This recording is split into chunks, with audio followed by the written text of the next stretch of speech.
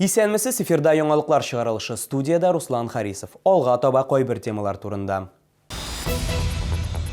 Температура төшү белән балыкчылар һәм актив ял яратучылар бозга чыга. Бу нәрсә белән куркыныч һәм хукук бузучыларга нинди штрафлар яный?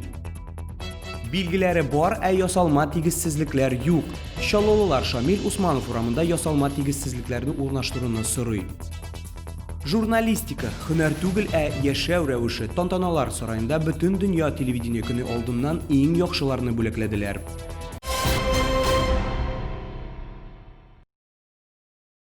Узган тәүлектә Татарстанда яшәүче 62 кешедә COVID-19 диагнозы расланды. Чаллыда коронавирусның бер очрагы да теркәлмәде. Бу соңгы тәүлек эчендәге мәгълүматларны Республика оператив штабы хәбәр итте. Шулай итеп, 18 ноябрьгә Татарстан буенча коронавирус белән авыруның барлыгы 9428 очрагы билгеле. Аларның 8274-те терелгән, 51-е узган тәүлектә. Кулланучылар хукукларын яклау һәм кеше иминлеге өлкәсендә күзәтчелек федераль хезмәте санитар кагыйдәләрне бозучы 25 кешене ачыклаган.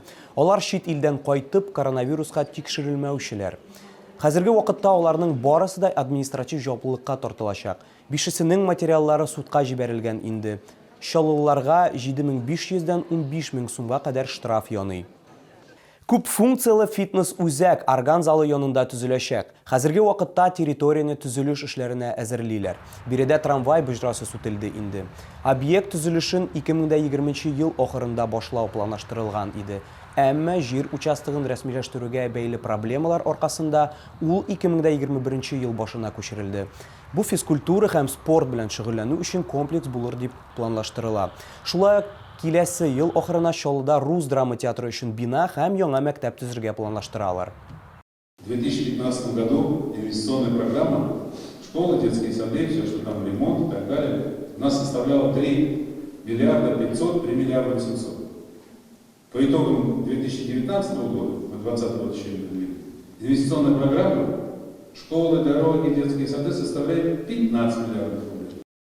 Температура төшү белән балыкчылар һәм актив ял яратучылар бозга чыктылар. Шул уңайдан ГИМС хезмәткәрләре су объектлары буенча рейдларга чыкты. Алар боз калынлыгын һәм ачык урыннарны тикшерделәр. Шулай ук балыкчылар белән профилактик чаралар үткәрделәр. Тулырак алдагы материалда.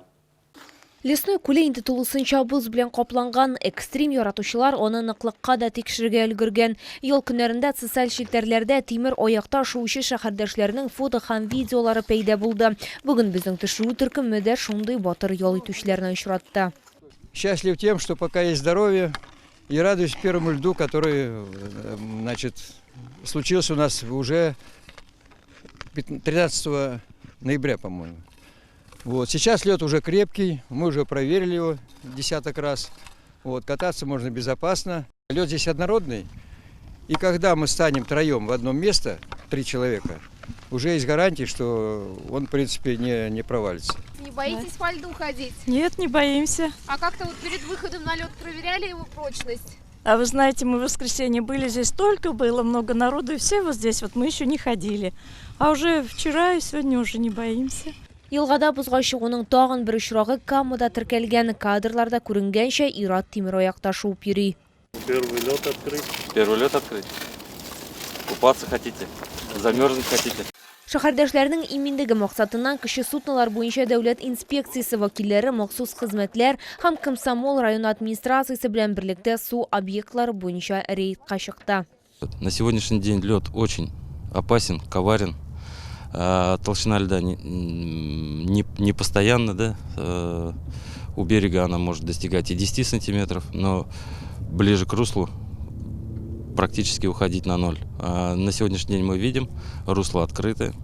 Рыбаки, к сожалению, выходят, рискуют своей жизнью, своим здоровьем.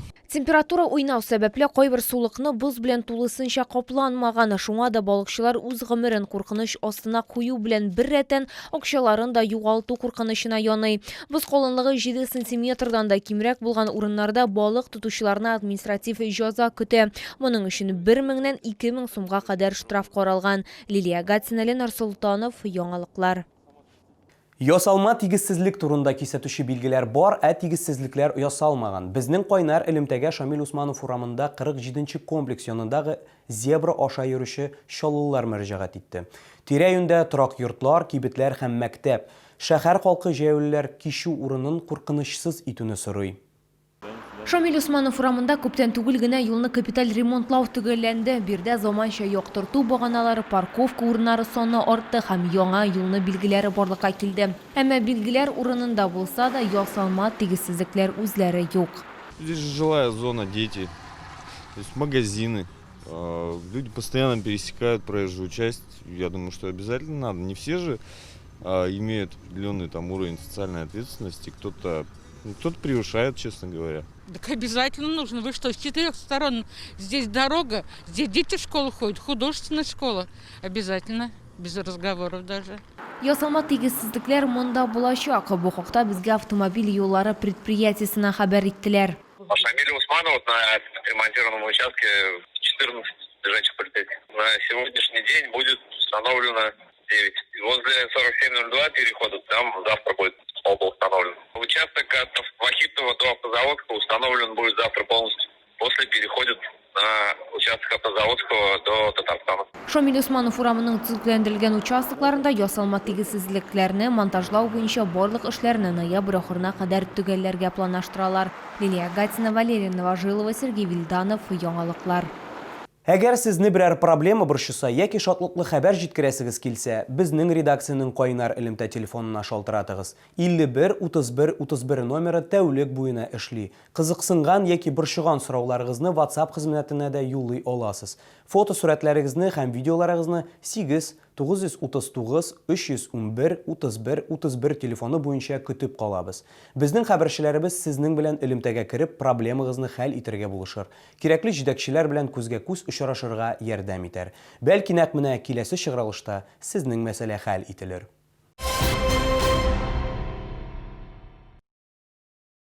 21 ноябрь бөтен дөнья телевидение көне. Шул уңайдан тантаналар сарайында ветеран журналистлар масса күләм мәгълүмат чараларының яшь хезмәткәрләре белән үз хатирәләре белән уртаклашты. Барышня Смольный, да? 2009 елның август ахырында дөньяда беренче тапкыр телевидение барлыкка килә. Нәкъ менә шул көнне беренче бөтен дөньяда телевизион форумы үткәрелгән. Бирдә чакырылган кунаклар өчен журналистика тарихы күргәзмәсе әзерләнгән. Журналист һөнәренә багышланган китаплар, шулай ук безнең телекомпаниянең 1990 елдагы камерасында күреп була. Шол ТВ телекомпаниясе вәкилләре дә иң яхшылар исемлегендә булып телевидениедә эшләү үзенчәлекләре турында сөйләделәр. В моей профессии мне нравится возможность творить, создавать из ничего какие-то проекты, то есть радовать зрителей чем-то необычным, изобретать, в общем. То есть мы, можно сказать, инженеры только в цифровой сфере.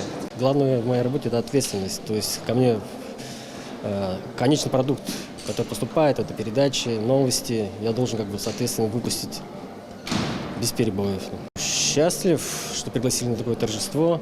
Было приятно получить награду из рук мэра. Ну и пообщаться с ветеранами журналистики и своими коллегами. Залда ел нәтиҗәләре буенча масса күләм мәгълүмат чараларының иң яхшы вәкилләре телекомпания, газета, радио хезмәткәрләре җыелды. Аларның һәрберсе рәхмәт хатлары, журналистика ветераннары истәлекле билгеләр алды. Лилия Гатина, Диана Малярова, Айдар Мусин, Яңалыклар. Бу сезгә җиткерәсе соңгы мәгълүматыбыз иде. Мин Руслан Харисов сезнең белән сау булашам. Исән имин булыгыз.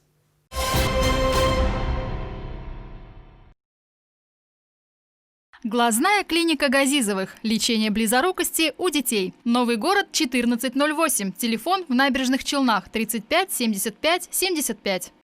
Популярные инфракрасные керамические обогреватели в Набережных Челнах. Московский проспект 128/9. Теплоэлектроцентр. Скидки и доставка на сайте esk16.ru.